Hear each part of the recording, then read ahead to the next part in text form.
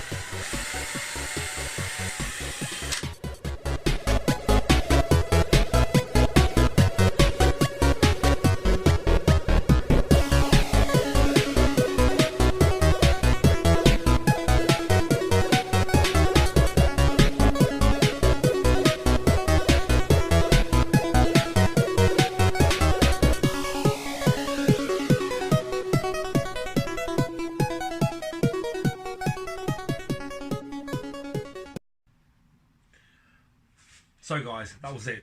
A really straightforward brew day, it really was. Before I start, I want to say a big thank you to TubeDinoz for giving me this idea to do a Columbus brown ale. TubeDinoz put this up probably about 3 weeks ago now. He's done the video and has just tasted it on a separate video as well. So I'll put a link down to his videos below, so do go and watch that. This has turned out a winner, I can tell you this. You can probably look at it already. It's looking right perler, ain't it? So,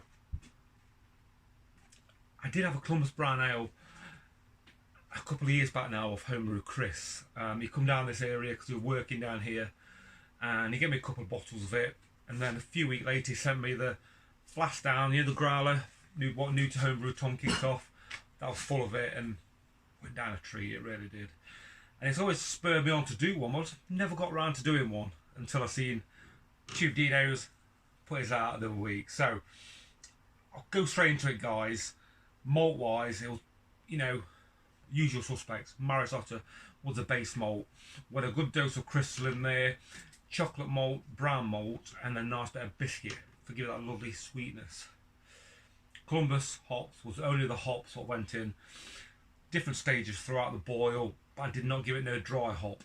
Where I know Dino did in his video, what I did, I upped the IBUs a little bit and just gave it that few more extra grams. But I will put the full description recipe down below. So, does she look like a brown ale? Sure, really does. You've got a lovely red tinge you look for. The lacing is looking a dream, it really is. Cheers. On the nose, so soft chocolate tones, not really roasty. You got a lovely soft chocolate tones and like a light coffee aroma as well. I'm gonna go straight in. Cheers, guys.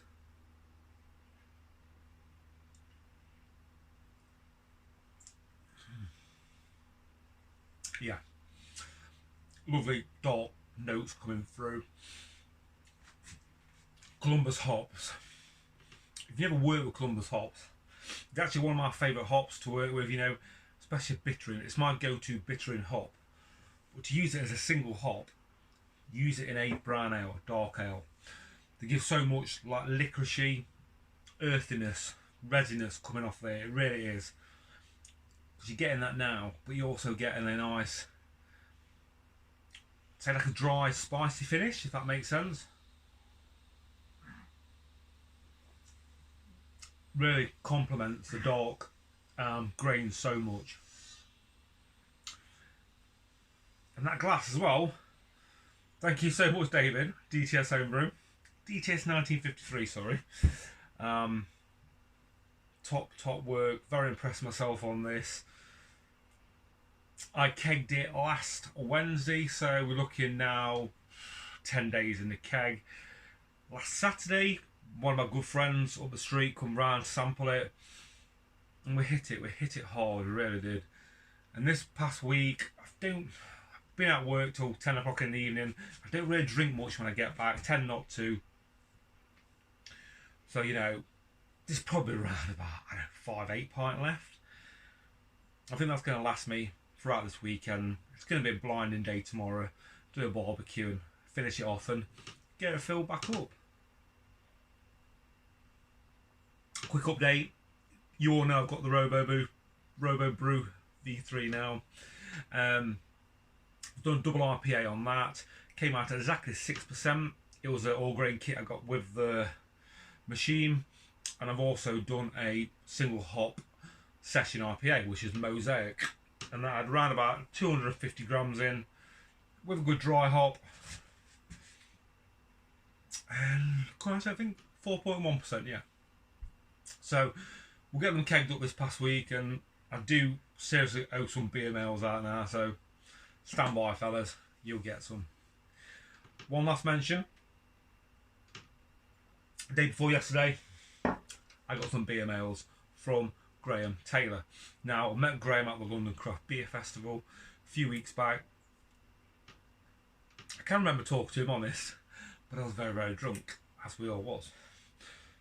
Probably me more than others, I don't know, but it's what happens when you hit Russian Imperial Stouts at midday, isn't it? So, what we've got here, guys, we've got a Reaper Milk Stout. That came in at a 6.6%. Might age that for a bit. But then again, with the lactose in it, I'll have to look up online to see if you can really age them. And then, there's a new sheriff in town.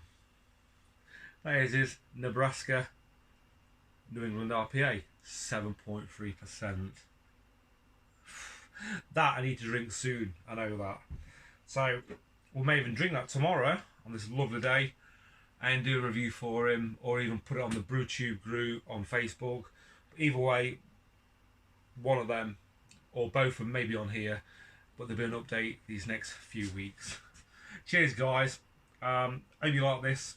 Top drink. Like I say, full recipe will be down below. Hey, good one. Keep tipping it back.